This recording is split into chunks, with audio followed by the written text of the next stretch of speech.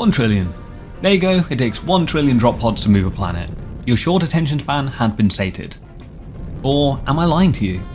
You might just have to stick around for some beautifully rendered videos full of rimworld content and interesting rocketry facts to find out.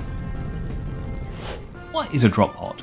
They're rimworld's equivalent of a two-man rocket, designed to hurl you across the map to far-off locales, and is basically a high-thrust, short-burn, suborbital, ballistic missile.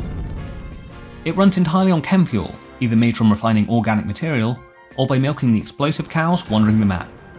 So you're basically blasting up the sky in a sloshing tank of bomb juice.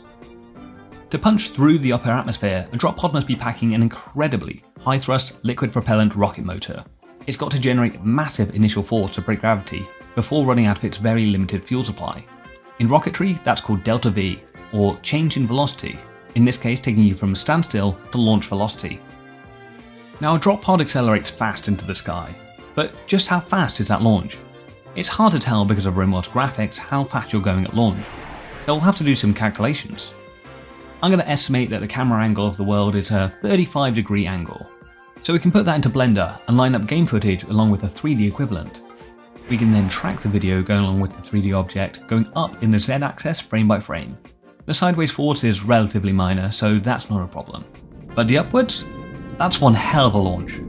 This initial acceleration over the first 1 second reaches 37 meters, which by fudging around with the math a little bit, puts it at an average 7.5 G launch. That's enough force to make an average person lose consciousness, although some fighter pilots can spike up to 9 Gs in specific maneuvers. They have much better training and preparation than your average pawn though. The amount of Gs you can tolerate depends on your size. A squirrel would handle this launch completely fine. However, if we put an elephant in there, because of their immense mass and size, and only being able to withstand 2 Gs without damage, the only thing that's landing is soup. And that brings us to the game's most rigid rule, the 150 kg weight limit. A single drop pod has a maximum load capacity of exactly 150 kilos. You can pack it with potatoes, cycled leaves, or silver, and it launches perfectly. But rimworld's physics gets delightfully weird when you start dealing with things that weigh more than 150 kg. Let's say that you want to transport a fully grown 240 kg elephant. According to the standard logic, that elephant is going to have a very bad, very squished time trying to fit into a single pod. But in rimworld, if you build a pod launcher network, you can cram that 240 kg elephant and send it into the sky. How? Because the game allows launchers to share their total weight capacity across a group. The elephant gets crammed into pod A, which instantly overloads its physical 150 kg limit by 90 kilograms. To balance the cosmic ledger, the network borrows weight from pod B. So pod B launches alongside it, completely empty of elephants, but it can now only carry a maximum of 60 kilograms of extra gear before the whole system becomes overloaded. But why is that 150 kilogram limit there in the first place? How many rockets can we stack up in one place to overcome this? Well, that's when the fun ends and our actual rocket science begins. The heaviest thing I could find in the base game that can be minified and loaded into a pod is the billiards table. But this only weighs 60 kg, which our drop pods can handle 2.5 of them with ease. So sadly we're going to have to saw one of these in half before shooting off. We'll move on to the next heaviest thing I could think of that spawned to the map, a tank. Now I'll admit this tank has seen some better days, but nothing that won't buff out with a bit of spit and polish. The boys at Havel Industries have been hard at work developing solutions for how to fit this thing into a drop pod for testing. But eventually our best solution has been tying a rope to the tank and praying for the best. All good at mission control? Launch when ready. As you can see, the tank has barely moved. This particular light tank probably weighs close to 15 tons, and we're coming up against a basic rocketry problem, the thrust to weight ratio. We need a lot more thrust, or explosive rockets, to overcome the weight of this tank. Our current TWR is 0.01, which is not going to get us very far. You need at least above 1 G of force to counter gravity. So we'll try again. We're going to need quite a few more rockets, specifically 100 more before this idea can take off. So here we go. Launch again! Okay, so 100 rockets can lift up 15 tons, although very gently. The thing with rocketry is that as long as you can overcome the resting force and gravity, you can move anything, but over what time is a major concern. If you're only just reaching over the thrust to weight ratio, it's going to take a long time to accelerate. If we take the TWR, minus the singular g that the rim pulls down at us with, then times it by gravity of 9.8 meters a second, we can find an acceleration of 0.098 meters a second. But that will admittedly get us 10 meters high after only 14 seconds. So now that we know the maths, we can start playing around for funsies. Let's say I want to launch this totally non-copyright breaking house, but with rockets instead of balloons. We can estimate it weighs about 50 tons. We're going to need... bugger it, just put on 600 dropships.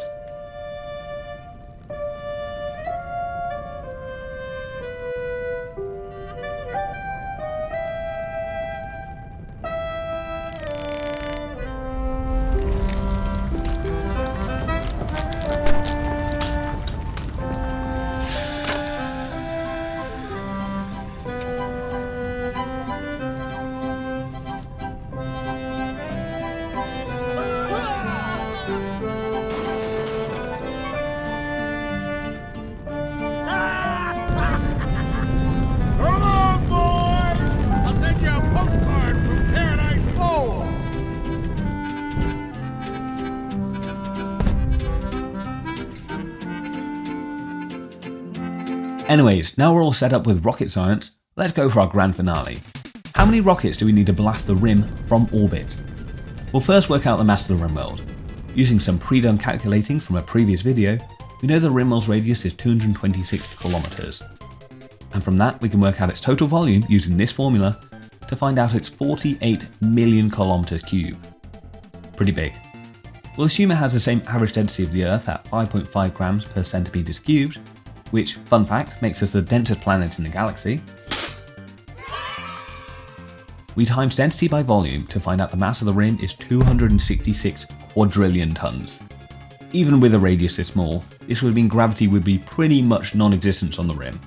Now up to now we've been tying these objects with a rope and then lifting them, but that only works because the rockets are pushing against the weight of the planet. If we did the same thing here, the rockets would pull against the planet with the same velocity they're pushing against it, and nothing would happen. So we're going to flip these transport pods upside down and blast straight down into the planet, and ignore air resistance, gravity and planetary stability, etc. that could affect this, and go for pure thrust against mass ratios. I'll say these rockets have 250 kilonewtons of thrust potential if we want to be generous. They are going to need every advantage they can get. If we assume the rim is in a similar circumstance as Earth, orbiting the Sun at 30 km a second, we just needed to get it up to 42 km a second to escape the Sun's gravitational lock. And we're going to put a time limit of 1 year to be able to reach this goal of constant dropship burn time. We are going to need, drumroll please, 405 billion transport pods, burning full time, non-stop for a full year. This would take up a mere 6 million full map tiles, which is 10 times the surface area of the rim. But if we all pull together, we pool our resources and bide our time, then we can finally say the immortal words.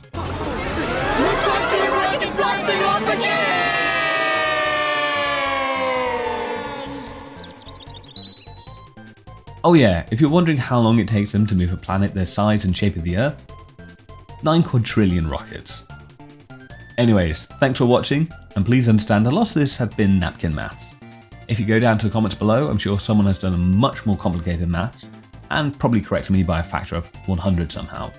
Consider this an intro. Please drop a like and comment if you enjoyed the video, and I'll catch you on the rim. Not exactly rocket science, is it?